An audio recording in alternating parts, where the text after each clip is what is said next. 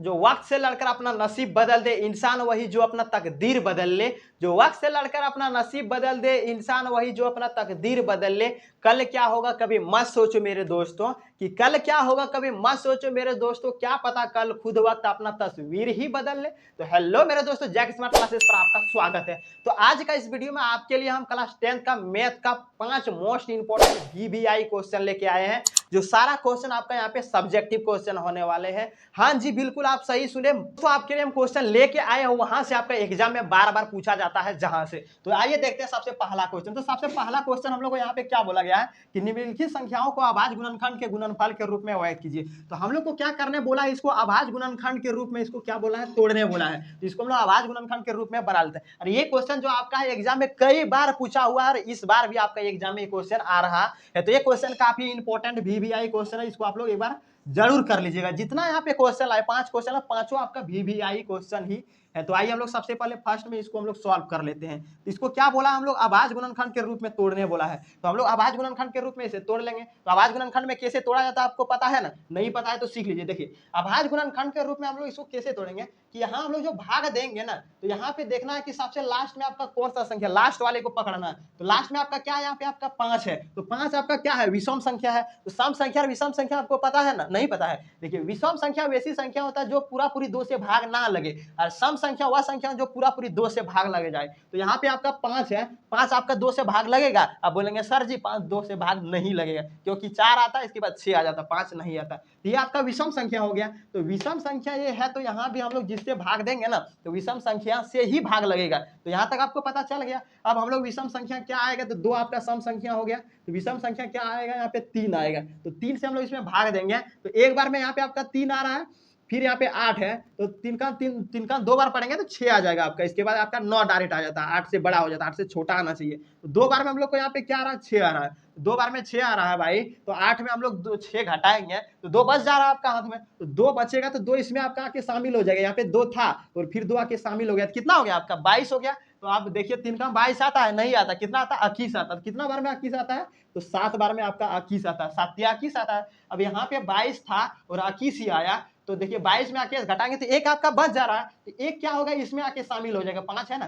5 में शामिल, यहाँ पे 5 था, 1 शामिल हो गया। तो कितना हो गया, 15 हो गया। अब 15 3 का आता है, तो आप बोलेंगे बिल्कुल आता है सर, कितना बार में आता है, तो 5 बार में आपका आता है। अब आइए इसको हम लोग फिर से देते हैं 3 से। तो 3 से हम लोग देंगे, 3 से लगेगा तो बिल्कुल लग जाएगा। देखिए 12 कितना बार में आ रहा है, 4 बार में आपका 12 आ रहा है, और यहाँ पे 7 है। तो 2 बार में आपका यहाँ पे 6 आ रहा है, 1 फिर इसमें जाके शामिल हो जाएगा 15, 5 बार में आपका 15 आ रहा है। अब देखिए इसको 3 से देखिए, 3 से देंगे तो एक बार में 4 12 नहीं, 3 से नहीं लगेगा। कितना से लगेगा ये, तो आपका 5 से लगेगा। अब 5 से कैसे लगेगा, देखिए 5 से आपका 8 बार में 40 आ जाएगा यहाँ पे, फिर 2 बचेगा 25 यहाँ पे आ जाएगा, तो 25। अब फिर इसको हम लोग देंगे 5 से, 5 से लगता है 5 से लग जाएगा। 5 से इसको हम लोग देंगे, तो 5 से देखिए एक बार में आपका 5 आ रहा है, इसमें 3 जा रहा है, 35, 7 5 35, 7 बार में ये आपका आ जा रहा है 35। अब यहाँ पे देखिए 17 है, डायरेक्ट 17 तो कटेगा किसी से नहीं, 17 से ही लगे। तो हम लोग को यहाँ पे बोला क्या था, निम्नलिखित संख्याओं को अभाज्य गुणनखंड के गुणनफल के रूप में व्यक्त करना है। इसको हम लोग को यहाँ पे अभाज्य गुणनखंड के रूप में हम लोग इसको तोड़ दिए। अब इसको बोला गुणनखंड के रूप में व्यक्त करना है। तो हम लोग यहाँ पे लिख लेते हैं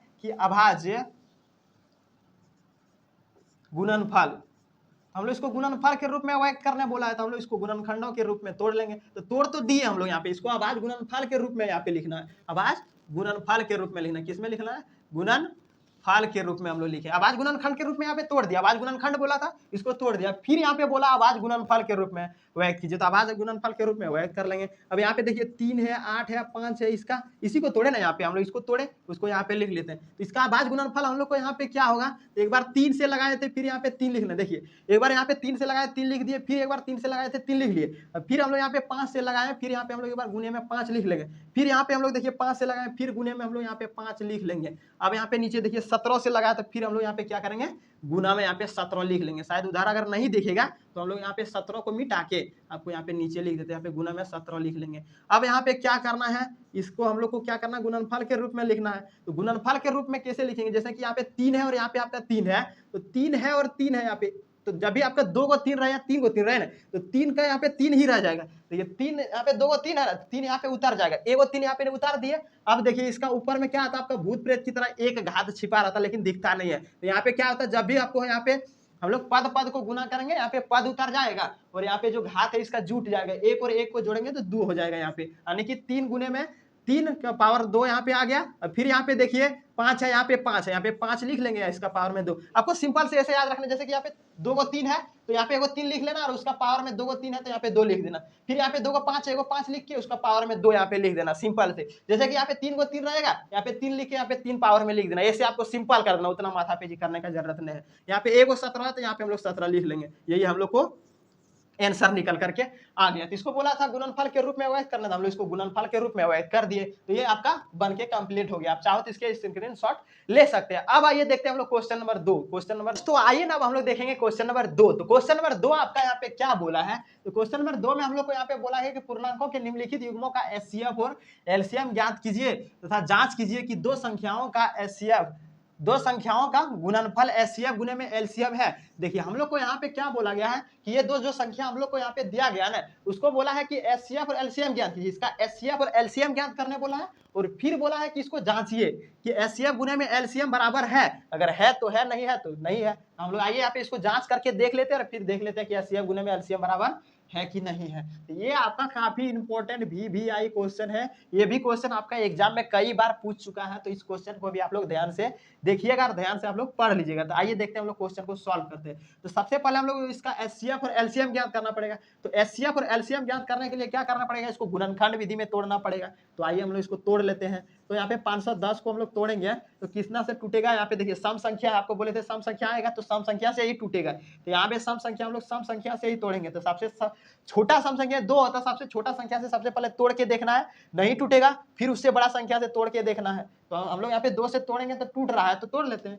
जैसे कि यहाँ पे देखिए 2 है और यहाँ पे 5 है, तो 2 से 5 कटेगा नहीं, लेकिन 4 तो कटेगा। कितना बार में आ रहा है, 2 बार में। 2 बार में आपका 4 आएगा, एक यहाँ पे बच गया, यहाँ पे आ गया 11, यहाँ पे 11 हो जाएगा। तो एक यहाँ पे आया तो 11 हो गया। तो फिर यहाँ पे 5 बार में कितना आ रहा है, 10 आ रहा है। फिर यहाँ पे एक बच गया, फिर इसमें आएगा 5 बार में 10 आ जाएगा। अब यहाँ पे देखिए 2 से तो ये कटेगा नहीं क्योंकि विषम संख्या लास्ट में आ गया। अब 3 से कटेगा, देख लेते हैं। तो 3 में 24 आता है, 1 25, 3 से कट जाएगा। तो हम लोग इसको 3 से कटा लेते हैं। तो देखिए इसको हम लोग 3 से कटाएंगे ना तो 8 तिया 24, 8 बार में आपका 24 आ जा रहा है, एक इसमें आ जा रहा है 15, 5 बार में एक कट जाएगा। अब फिर से देखते हैं 3 से कटा के, तो 3 से कटेगा नहीं कटेगा, कितना से कटेगा, ये 5 से कटेगा। तो एक बार में आपका 5 आ गया और इसमें आपका कितना आ जाएगा, 3 आ जाएगा। 5 आ जाएगा तो इसमें 3 आ जाएगा, 35, 7 पचे 35, 7 से आपका 35 आ जाएगा, यानी कि ये लास्ट में कितना से कटेगा, 17 से कट जाएगा। अब इसको हम लोग यहाँ पे कर लिए। अब फिर इसका हम लोग इसको भी तोड़ लेते हैं। फर्स्ट संख्या को हम लोग तोड़ लिए, अब सेकेंड वाले को तोड़ लेंगे। अब यहाँ पे देखिए 92 है तो 92 का फैक्टर करेंगे तो ये आपका 2 से लग जाएगा। देखिए 8 आ रहा है 4 बार में, एक इसमें 12, 6 बार में। फिर यहाँ पे 2 से कटाएंगे तो 2 बार में, 3 बार में। फिर यहाँ पे 3 से 23, एक बार में चला जाएगा। अब यहाँ पे देखिए हम लोग को बोला एचसीएफ एलसीएम ज्ञात करना, तो एचसीएफ एलसीएम ज्ञात क्या कैसे होगा, तो आइए हम लोग यहाँ पे कर लेते हैं। जैसे कि 2 से दिए इसको 3, 5, 17। देखिए इसको उतारे, जो यहाँ पे भाग दिए थे हम लोग, तोड़े थे इसको ना, उसी को यहाँ पे उतार दिए। अब 92 का कितना आया था हम लोग यहाँ पे, तो 2 गुने में 23 आया, 2 मिल रहा है। इसके बाद इधर देख लो कहीं कुछ नहीं मिल रहा है, तो 2 यहाँ पे मिल रहा है। तो हम लोग को यहाँ पे क्या बोला गया, एचसीएफ निकालने बोला और एलसीएम निकालने बोला है। तो एचसीएफ हम लोग को क्या निकल करके आया, यहाँ पे एचसीएफ निकल करके आया 2, क्योंकि 2 यहाँ एक बार मिल रहा था, 2 निकल करके आया। अब जितना बचा सारा एलसीएम हो जाएगा। तो हम लोग को यहाँ पे बोला है एलसीएम निकाले, तो एलसीएम निकालेंगे क्या हुआ सबको। देखिए यहाँ पे एक 3 छूटा है, 5 छूटा है, 17 छूटा है। तो यहाँ पे हम लोग 3 लिख लेंगे, गुने में 5 लिख लेंगे, फिर गुने में 17 लिख लेंगे। फिर नीचे यहाँ पे देखिए 2 छूटा है, 2 लिख लेंगे यहाँ, फिर 23 छूटा है, हम लोग यहाँ पे 23 लिख लेंगे। और लास्ट में यहाँ पे देखिए जो यहाँ पे 2 एक बार लिए थे, एक बार उसको भी यहाँ पे रख लेना। जैसे कि दोनों लिखे ना, उसको भी एक बार यहाँ पे हम लोग ले लेना। तो हम लोग को एलसीएम यहाँ पे निकालना है, तो आइए हम लोग एलसीएम निकाल लेते हैं। तो एलसीएम बराबर हम लोग को यहाँ पे क्या निकल करके आएगा, अब सबको आपस में गुना कर दो। देखिए 5 तिया 15 और 15 दूना 30, 15 दूना 30, 30 दूना 60। यहाँ पे हम लोग को यहाँ पे क्या बोला, एलसीएम निकालने बोला। तो आइए हम लोग एलसीएम निकाल लेते हैं। तो एलसीएम यहाँ पे निकल गया। एलसीएम हम लोग कैसे निकालेंगे, अब सबको हम लोग को गुना करना पड़ेगा। तो इस सबको हम लोग को गुना करेंगे ना, तो यहाँ पे क्या निकल करके हम लोग को आ जाएगा, तो सबको गुना करेंगे तो 23,460 निकल करके हम लोग को आएगा। कितना आएगा, 23,460 निकल करके आ जाएगा। अब क्या बोला है यहाँ पे हम लोग एलसीएम निकल गया और एचसीएफ भी हम लोग यहाँ पे निकाल लिए। अब हम लोग को आगे क्या बोला कि दो संख्याओं का गुणनफल एचसीएफ गुने एलसीएम है। आइए हम लोग देख लेते हैं दो संख्याओं का गुणनफल एचसीएफ गुने एलसीएम है या फिर नहीं। तो दो संख्या हम लोग को यहाँ पे क्या है, पहला संख्या 510 है, दूसरा संख्या आपका 92 है। पहला संख्या ए है, दूसरा संख्या ए। हम लोग यहाँ पे देख लेते हैं, तो जांच बोला है, जांच करने बोला है ना, तो हम लोग यहाँ पे जांच लिख लेते हैं। तो जांच लिख लिए, पहला संख्या और गुने में दूसरा संख्या और बराबर में एचसीएफ गुने में एलसीएम, यही बोला है, तो यही कर लेते हैं। वन पहला संख्या क्या हम लोग 510 है, 500 यहाँ पे 10 लिख लेते हैं। दूसरा संख्या 92 है, 92 लिख लेते हैं। और एचसीएफ हम लोग यहाँ पे 2 निकल कर क्या है, यहाँ पे 2 रख लेते हैं। और एलसीएम यहाँ पे 23 और यहाँ पे कितना आया 460,000 लिख लेते हैं। अब देखिए यहाँ पे हम लोग इसको गुना करेंगे तो यहाँ पे 0 आ जाएगा, 6 दूना 12 का 2 हासिल रहा है 1, 4 दूनी 8 और 1 9 हो जाएगा, 3 दूनी 6 और 2 दूनी 4 यहाँ पे निकल करके आ जाए। हम लोग को कितना निकल करके यहाँ आ गया, तो 46,920, यहाँ भी वही निकल करके आएगा आपको 46,920। ये दोनों को गुना करेंगे ना तो वही निकल करके आपका यहाँ पे आ जाएगा। तो दोनों तरफ आपका बराबर आ गया। तो वही हम लोग को यहाँ पे पूछा था कि जांच कीजिए कि दो संख्याओं का गुणनफल एचसीएफ गुने एलसीएम है, तो हाँ बिल्कुल है, तो यही आपका आंसर हो जाएगा। तो उम्मीद करते हैं ये क्वेश्चन आपको आसानी से समझ में आ गया होगा। अगर समझ में आया तो इसको स्क्रीनशॉट ले लीजिए। अब आइए देखते हैं हम लोग क्वेश्चन नंबर 3।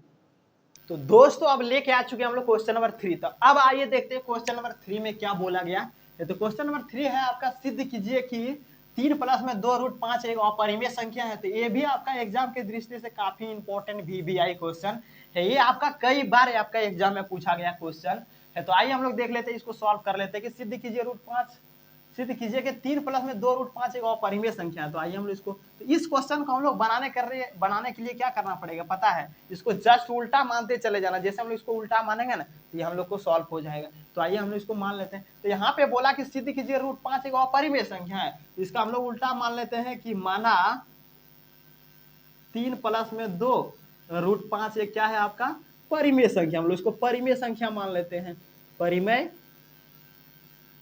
संख्या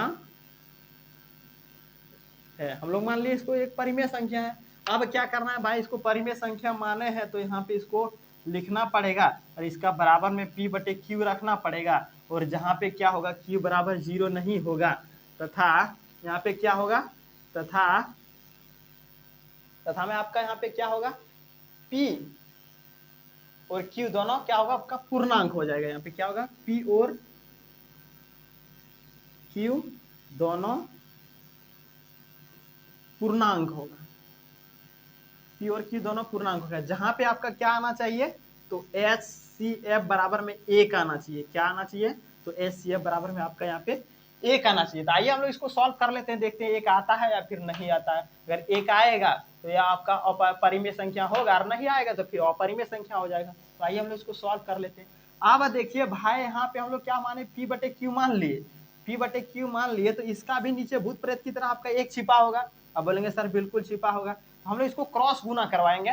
तो क्रॉस गुना करवाने से पहले एक काम करते हैं, इसको ऐसे ही रहने देते हैं। या P/Q है ना, यहाँ पे 3 प्लस में 2√5 है, तो हम लोग यहाँ पे 2√5 रख लेते हैं और बराबर का इससे P/Q है, P/Q रहने देते हैं। अब यहाँ पे देखिए 3 है इधर प्लस में, बराबर का उस पट्टी ले जाएंगे ना तो क्या हो जाएगा, ये आपका माइनस में आ जाएगा। 3 किस में आएगा, माइनस में आ जाएगा। अब यहाँ पे देखिए √5 है, √5 हम लोग रख लेते हैं, P/Q है, P/Q रहने देते हैं, 3 है -3 रहने देते हैं। अब यहाँ पे देखिए 2 गुना में है, बराबर का उस पट्टी ले जाएंगे, ये आपका भाग में आ जाएगा, यानी कि सबके ऊपर क्या करेगा, भाग करेगा। तो यहाँ पे आपको एक चीज नजर आता होगा कि इधर जो √5 है ये आपका अपरिमेय संख्या हो जाएगा, और इधर जो यहाँ पे है इधर सारा ये आपका क्या होगा, परिमेय संख्या होगा। तो √5 कभी भी आपका रूट अंदर से बाहर आएगा ही नहीं, तो ये परिमेय संख्या हो ही नहीं सकता।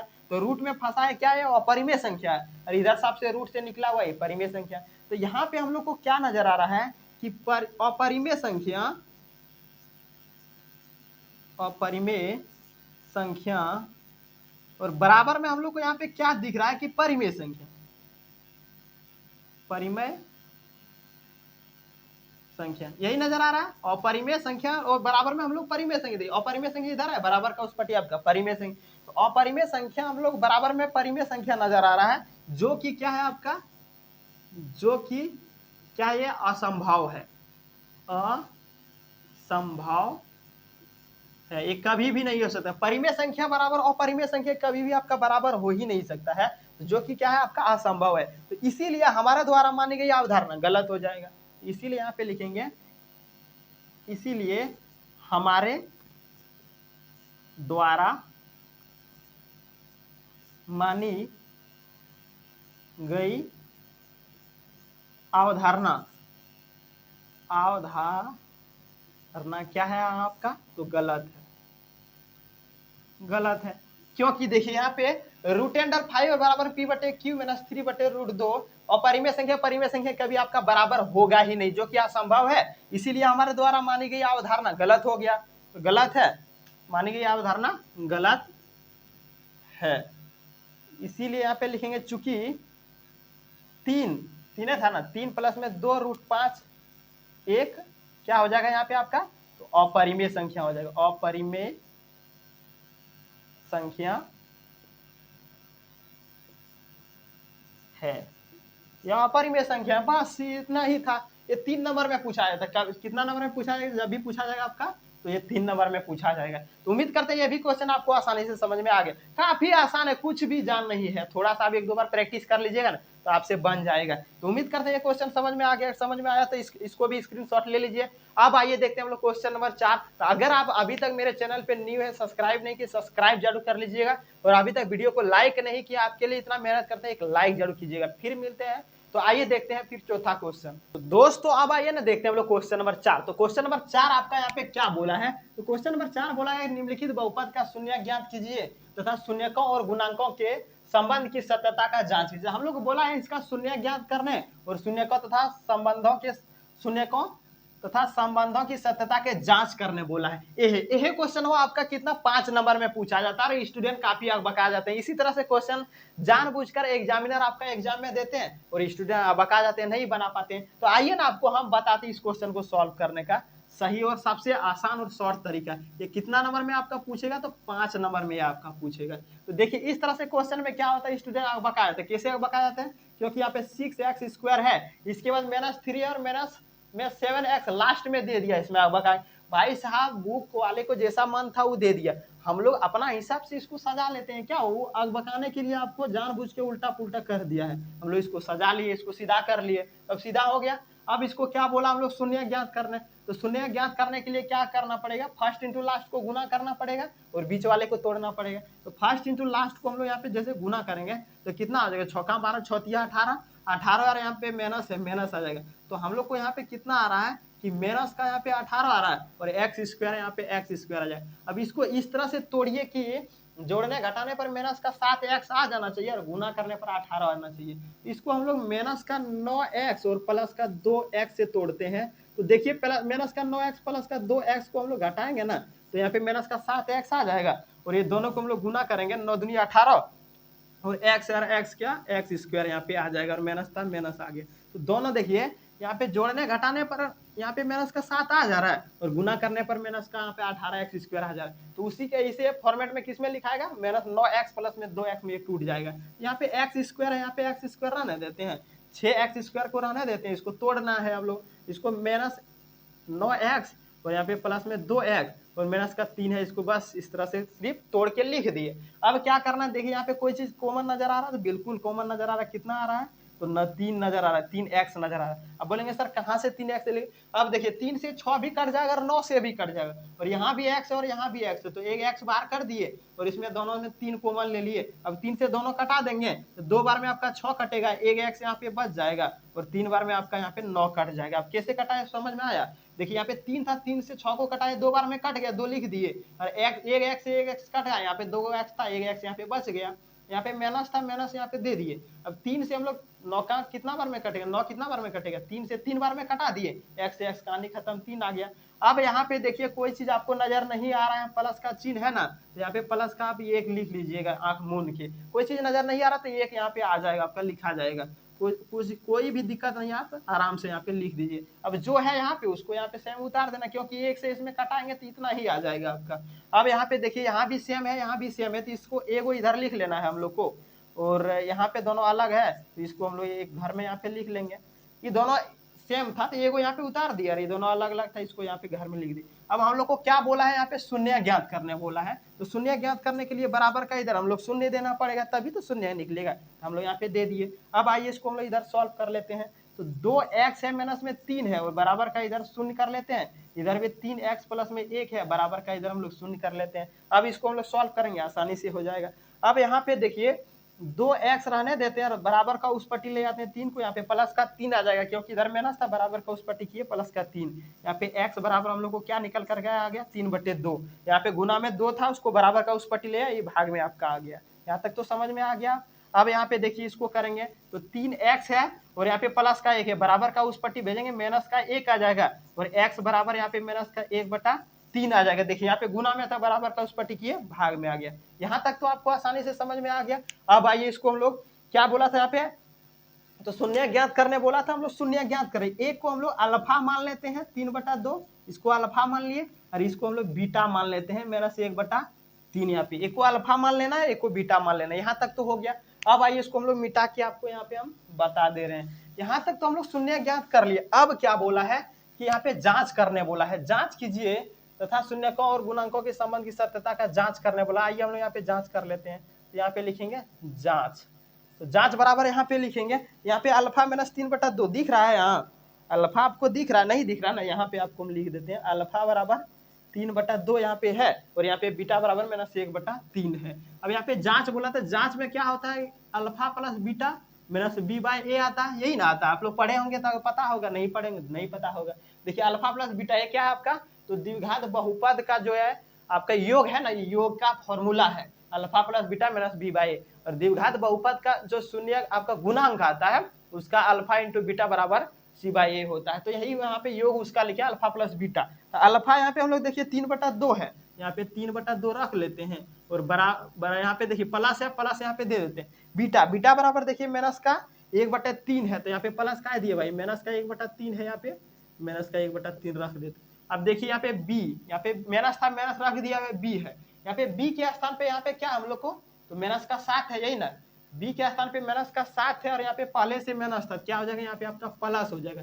ए के स्थान पे यहाँ पे क्या 6 है, यहाँ पे हम लोग 6 रख लेते हैं। यहाँ तक तो हो गया। अब देखिए ये दोनों को एलसीएम लेंगे तो यहाँ पे 6 आ जाएगा और यहाँ पे देखिए तो 6 का 3 का हम लोग यहाँ पे 2 है ना, 2 का कितना बार पढ़ेंगे 6 आ जाएगा, तो 2 का हम लोग 3 बार पढ़ेंगे 6 आ जाएगा और यहाँ पे 3 है तो 2 का हम लोग 3 बार पढ़ेंगे 6 आ जाएगा ना, तो 3 से हम लोग 3 में गुना करना पड़ेगा, तो 3 3 9 आ जाएगा यहाँ पे और माइनस है। अब यहाँ पे देखिए 3 है और यहाँ पे 6, 3 का कितना बार में 6 आ रहा है, तो 2 बार में, तो 2 से ऊपर में गुना करेंगे तो कितना आ जाएगा, 3 दूनी 6 आ जाएगा। वहाँ पे 1 से 2 से गुना करेंगे 2 ही रहेगा और यहाँ पे 7 है, यहाँ पे 6 है। अब देखिए इसमें तो 9 में आपका 2 जाएगा, 7 बच जाएगा और बटे में 6, इधर भी आपका बटे में 6 है। अब यहाँ पे देखिए दोनों तरफ हम लोग को बराबर आ गया, यानी कि जो हम लोग जांच किए सक्सेसफुल हो गया, दोनों तरफ बराबर आ गया ना, तो जांच हम लोग यहाँ पे सक्सेसफुल हो गया। अब यहाँ पे क्या किया हम लोग, अल्फा प्लस बीटा निकाल लिए, क्या किए शून्यकों का हम लोग यहाँ पे योग निकाले, इसका क्या किए योग निकाले, बहुपद का योग निकाले। अब यहाँ पे हम लोग को बहुपद का क्या है, गुणांक निकालना पड़ेगा c/a। आपको पता चला ना यहाँ पे b और a कहाँ से लिखे, देखिए यहाँ पे a के स्थान पे यहाँ पे 6 है तो हम लोग 6 को यहाँ पे लिखे हैं और b के स्थान पे -7 लिखे हैं और -3 यहाँ पे c के स्थान पे, c के स्थान पे लिख दिए। अब देखिए अल्फा, अल्फा बराबर हम लोग यहाँ पे है 3/2 लिख लेते हैं और बीटा बराबर यहाँ माइनस का 1/3 है, तो यहाँ पे माइनस का 1/3 है क्योंकि गुना में है, तो यहाँ पे हम लोग गुना में कर लेते हैं। अब यहाँ पे देखिए c/a है तो c के स्थान पे माइनस का 3 है, माइनस का 3 लिख लेते हैं, a के स्थान पे यहाँ पे 6 है, यहाँ पे 6 रख लेते हैं। अब देखिए दोनों को गुना करेंगे तो 6 आ जाएगा और ऊपर वाला हम लोग यहाँ पे देखिए गुना करेंगे तो यहाँ पे माइनस का 3 आ जाएगा, क्योंकि देखिए 3 और माइनस ये गुना करेंगे -3 आ जाएगा और यहाँ पे नीचे दोनों गुना करेंगे तो 6 आ जाएगा। यहाँ भी हम लोग को देखिए -3/6 दोनों तरफ बराबर आ गया, यानी कि यहाँ भी सक्सेसफुल हो गया और यहाँ भी सक्सेसफुल हो गया, तो दोनों तरफ मिल गया, सक्सेसफुली हो गया। तो यही तो बोला था हम लोग, जांच करने बोला था, जांच करके दिखा दिए। तो उम्मीद करते हैं ये भी क्वेश्चन आपको आसानी से समझ में आ गया होगा। अगर समझ में आया तो इसको आप स्क्रीनशॉट ले लीजिए। अब आइए देखते हैं क्वेश्चन नंबर नेक्स्ट, 5वां और आखिरी क्वेश्चन आपके लिए है। तो अब आइए देखते हैं हम लोग क्वेश्चन नंबर 5। ये देखेंगे क्वेश्चन नंबर 5 जो आपका आखिरी क्वेश्चन होने वाला तो क्वेश्चन नंबर 5 में हम लोग यहाँ पे क्या बोला कि एक द्विघात बहुपद ज्ञात कीजिए जिसके शून्यकों का योग तथा गुणनफल क्रमशः दी गई है। हम लोग बोल रहे हैं कि एक द्विघात ज्ञात कर रहे हैं और शून्यकों का योग तथा यहाँ पे गुणनफल हम लोग को दिया गया है। अब बोलेंगे सर योग और गुणनफल किसे कहते थे, आपको जो हम बताए थे योग मतलब क्या होता है alpha plus beta minus B by A लगते हैं ना, वही अल्फा प्लस बीटा हम लोग को यहाँ पे रूट अंडर कितना 2 दिया गया है, रूट अंडर 2 यहाँ पे दिया गया है। और फिर यहाँ पे पूछ रहा गुणनफल, गुणनफल मतलब अल्फा इंटू बीटा हम लोग को यहाँ पे दिया है, जो गुना जो आपको बोलते थे वही गुणनफल है। यहाँ पे कितना दिया गया 3/2। और हम लोग को यहाँ पे क्या बोला गया है कि ये क्या ज्ञात कीजिए द्विघात, एक द्विघात बहुपद ज्ञात कीजिए। हम लोग को बहुपद ज्ञात करने बोला, इसका योग दिया गया है रूट अंडर 2 और इसका गुणनफल दिया गया 1/3। तो हम लोग इसका योग ज्ञात कर लें। तो द्विघात समीकरण का सूत्र क्या होता है, यहाँ पे हम लोग को द्विघात बहुपद ज्ञात करने बोला ना, तो द्विघात बहुपद का सूत्र यहाँ पे आता है भाई, द्विघात बहुपद का समीकरण है, द्विघात बहुपद का हम लोग एक सूत्र आता है यहाँ पे। तो द्विघात बहुपद बराबर हम लोग को यहाँ पे क्या आता है, तो द्विघात बहुपद बराबर आता है एक्स स्क्वायर माइनस का अल्फा प्लस में बीटा और एक्स प्लस में अल्फा इंटू बीटा आता है। क्या आता है एक्स स्क्वायर माइनस में अल्फा प्लस बीटा ब्रैकेट में बंद x plus alpha into beta, इसका एक फॉर्मूला आता है। तो हम लोग यहाँ पे रख लेते हैं एक्स स्क्वायर है, एक्स स्क्वायर रख देते हैं, माइनस है यहाँ पे माइनस रख दिए। अब देखिए अल्फा प्लस बीटा बराबर हम लोग को यहाँ पे -2 है, माइनस नहीं रूट अंडर 2 है, तो रूट अंडर यहाँ पे हम लोग 2 रख लेते हैं। अब देखिए यहाँ पे अल्फा प्लस बीटा भाई 5 यहाँ पे क्या रखे 2 रखिए 2 देखिए यहाँ पे अल्फा प्लस बीटा बराबर यहाँ पे 2 रख दिए। अब यहाँ पे पूछा अल्फा इंटू बीटा, यहाँ पे अल्फा प्लस बीटा रख दिए, एक्स है यहाँ पे तो यहाँ पे एक्स रख लेते हैं, प्लस है प्लस दे देते हैं, अल्फा इंटू बीटा बराबर कितना दिया गया 1/3 रख लिए। अब यहाँ पे बोला हम लोग एक द्विघात क्या बोला है, तो समीकरण द्विघात बहुपद ज्ञात करने बोला है। यहाँ पे एक्स स्क्वायर में रूट अंडर 2/x है प्लस में 1/3 है, यहाँ पे बटे में आपका 3 है, तो इसमें क्या करना है पूरे में हम लोग क्या करते हैं 3 से हम लोग क्या करते हैं इसमें गुना करवा देते हैं, तो हम लोग यहाँ पे निकल जाएगा आसानी से। तो 3 से गुना करवाएंगे एक्स स्क्वायर में, तो यहाँ पे आ जाएगा 3x स्क्वायर। इसके बाद फिर यहाँ पे देखिए 3 से हम लोग यहाँ पे रूट अंडर 2x में गुना करवाएंगे, तो माइनस का यहाँ पे 3 रूट अंडर 2x यहाँ पे आ जाएगा। यार भाई 5 क्यों बार बार लिखा जा रहा है, यहाँ पे 2 आए ना 2। इसके बाद यहाँ पे देखिए प्लस है और 1/3 है और यहाँ पे 3 है, 3 से 3 कहानी खत्म, तो यहाँ आपका कुछ नहीं बचेगा, तो क्या बचेगा भाई 3 से 3 कहानी खत्म, तो प्लस में हम लोग यहाँ पे 1 बच जाएगा यही। तो हम लोग को क्या बोला था कि एक द्विघात बहुपद ज्ञात कीजिए, तो हम लोग यहाँ पे द्विघात बहुपद निकल करके आ गया। तो द्विघात बहुपद क्या निकल करके आया 3x स्क्वायर माइनस में 3 रूट अंडर में 2x प्लस में 1, यही हम लोग का आंसर, यही तो निकालने बोला था, यही हम लोग के आंसर यहाँ पे निकल करके आ गया। तो उम्मीद करते हैं पांचों क्वेश्चन आपको आसानी से समझ में आ गया होगा। अगर पांचों क्वेश्चन आपको आसानी से समझ में आया, वीडियो अच्छा लगा, अभी तक लाइक नहीं किया तो एक लाइक जरूर कीजिएगा, मेरा चैनल पे नहीं है सब्सक्राइब जरूर कर लीजिएगा, क्योंकि आपके लिए हम इसी तरह से मोस्ट इंपोर्टेंट VVI क्वेश्चन लेके आते रहते हैं, चाहे ऑब्जेक्टिव हो सब्जेक्टिव हो। ऑब्जेक्टिव भी बता रखे हैं, नहीं देखे तो जाके आप देख लीजिएगा। तो फिर मिलते हैं नेक्स्ट वीडियो में किसी शानदार वीडियो के साथ, तब तक आप बने रहिए जय कान सर के साथ।